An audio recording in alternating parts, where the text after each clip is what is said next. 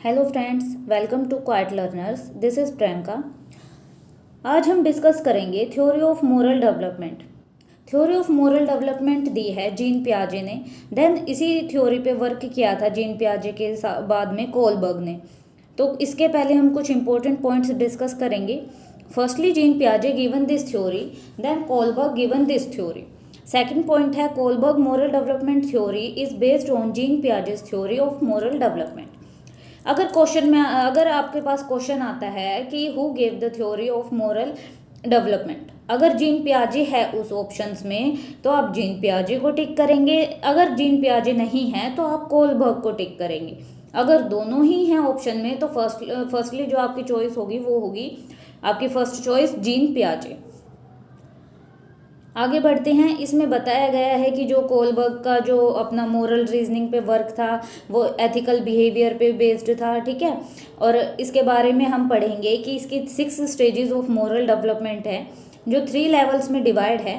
First level is pre conventional stage, second is conventional stage and third is post conventional stage. आने वाली slides में हम इसको आगे डिस्कस भी करेंगे काफ़ी डीप में। और ये बेस्ड है हिंज डेलिमा पे, ठीक है। हिंज डेलिमा की आप स्टोरी देखेंगे अभी, the story of hinge dilemma. इसको मैं आपको शॉर्ट में बता देती हूँ कि हिंज नाम का एक पर्सन था, उसकी वाइफ को एक बहुत खतरनाक बीमारी थी। तो डॉक्टर हिंज को कहते हैं कि आपको ये दवाई इनको लाकर देनी पड़ेगी जिससे ये ठीक हो सके। तो हिंज वो दवाई लेने जाते हैं तो उन्हें पता चलता है केमिस्ट के पास कि ये दवाई तो काफ़ी महंगी है। तो हिंज के पास इतने पैसे नहीं होते, तो हिंज क्या करता है वहाँ पे केमिस्ट की दुकान से उसको चोरी कर लेता है, ठीक है। तो इसी पे ये बेस्ड थ्योरी है कि हिंज ने क्या वो ठीक किया, क्या हिंस की इंटेंशन ठीक थी, तो क्या ये वर्क हम गलत मानेंगे। तो ये हमारे मोरल जो हमारे प्रिंसिपल्स हैं ना उस पर बेस्ड है ये थ्योरी। अब आगे हम पढ़ते हैं इसके बारे में। मैंने आपको शॉर्ट में बता दिया हिंस डायलेमा, और आप इसमें अच्छे से मैंने आपको नोट्स प्रोवाइड किए हैं, इसको आप पढ़ लेना तो आपको और अच्छे से समझ में आ जाएगी। बात सेम यही है। आगे आते हैं हमारे 3 levels of moral development theory. First, जैसा कि हमने अभी डिस्कस ही किया था, फर्स्ट का नेम है प्री कन्वेंशनल लेवल जो कि डिवाइड है 2 स्टेजेस में। ये हमारे 6 स्टेज हम इसमें पढ़ेंगे अलग अलग लेवल पे। फर्स्ट आता है obedience and punishment oriented.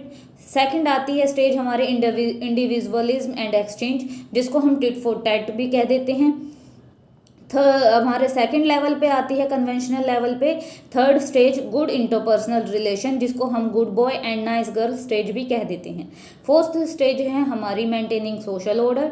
Then third stage है हमारी पोस्ट कन्वेंशनल लेवल, ठीक है। थर्ड लेवल है हमारा पोस्ट कन्वेंशनल लेवल। देन उसमें फिफ्थ स्टेज हमारी आती है individual right and social contract. और लास्ट हमारा जो इसमें 6th है स्टेज वो है यूनिवर्सल प्रिंसिपल्स। इनको हम चलो आगे नेक्स्ट स्लाइड में डीप में पढ़ते हैं थोड़ा। फर्स्ट लेवल पे आता है प्री कन्वेंशनल लेवल जो कि होता है 4 से लेके 10 साल तक के बच्चों का। इस पे फर्स्ट स्टेज हमारी ओबीडियंस एंड पनिशमेंट ओरिएंटेड कहती है कि इसमें जो हिंस का वर्क था ना वो जब बच्चों को बताया गया कि हिंस की पूरी स्टोरी बच्चों को दिखाई गई तो हम बच्चों के अलग अलग लेवल्स पे अलग अलग स्टेज पे हम उनके थॉट्स देखेंगे, उनकी बातें देखेंगे कि उन्होंने इसको सही कहा, उनकी मोरालिटी हम चेक करेंगे कि इन्होंने ठीक कहा या गलत कहा।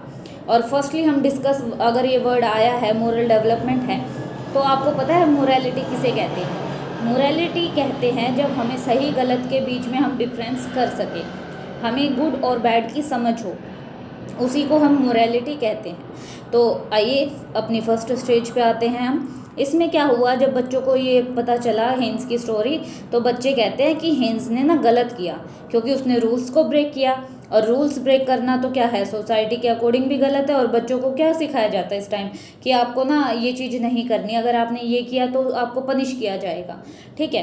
तो बच्चों ने अपनी लेवल के अकॉर्डिंग जवाब दिया कि हिंस ने चोरी की और चोरी करना पाप है तो हिंस को पनिशमेंट दी जाए, ठीक है। हिंस का बिहेवियर गलत था ये। आगे स्टेज में पढ़ते हैं हम second stage individualism and exchange जिसको टिट फॉर टैट भी कहते हैं। इसमें क्या है, कुछ रूल्स किसी के लिए सही हैं और कुछ रूल्स किसी के लिए गलत हैं और इसी को हम कहते हैं इंडिविजुअलिज्म, ओके।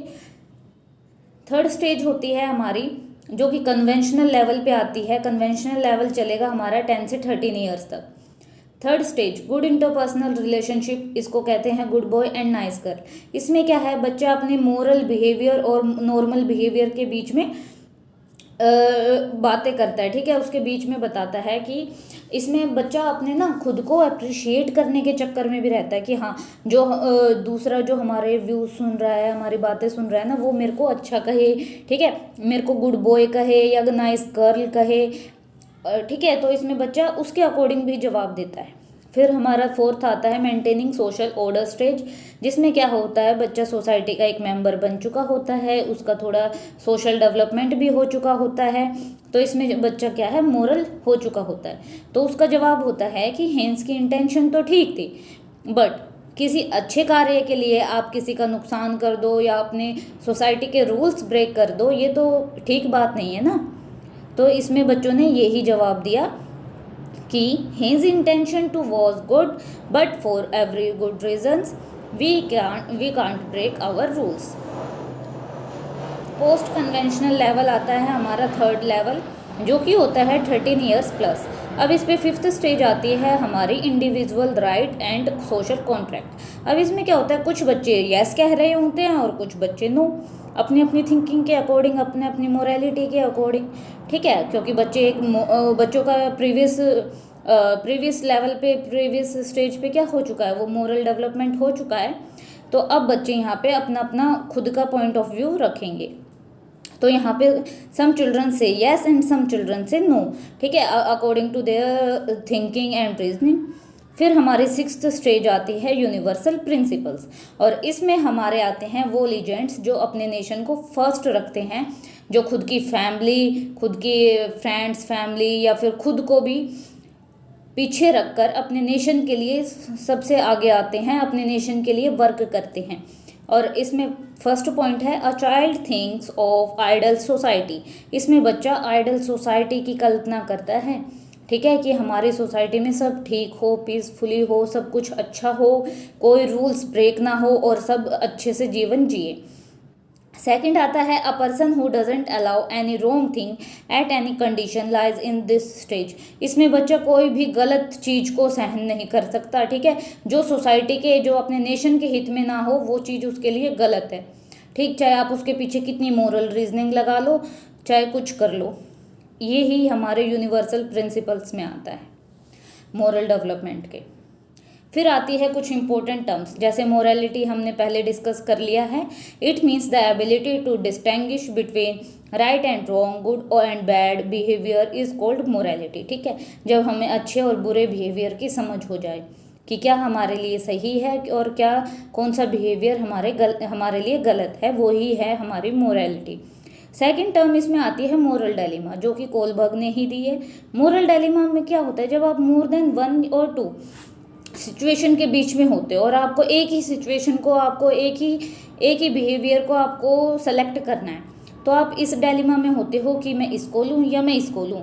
अगर इनमें से किसी को भी लोगे, एक को भी सेलेक्ट करोगे, तो आप अनदर जो आपके बिहेवियर हैं या फिर आपके अलग अलग जो सिचुएशंस हैं, उनके रूल्स ब्रेक हो जाते हैं, ठीक। मान लो आप अपनी डेली लाइफ से भी इसका एग्जांपल ले सकते हो। मोरल डायलेमा हर एक की लाइफ में आते जाते रहते हैं, ठीक, तो आप इसमें सोच सकते हो कि ये मेरे लिए सही है। जैसे कुछ भी फॉर एग्ज़ाम्पल, जैसे आप फ्रेंड्स के साथ गए पर पेरेंट्स ने कहा कि नहीं जाना है आपको, बट आप बिना पेरेंट्स को बताए हुए चले गए, तो वहाँ पे क्या हुआ, आपको थोड़ा सा ना, आपके कुछ रूल्स भी ब्रेक हुए होंगे, ठीक है। तो ये नॉर्मल सा एग्जांपल था। आप ऐसे अपने खुद के एग्जांपल्स लगाना, कमेंट करना, अपना थोड़ा शेयर करना, जो भी आपके साथ भी मोरल डायलेमा वाली सिचुएशन रही हो, इससे आपको ना बेटर अंडरस्टैंडिंग होगी टॉपिक की।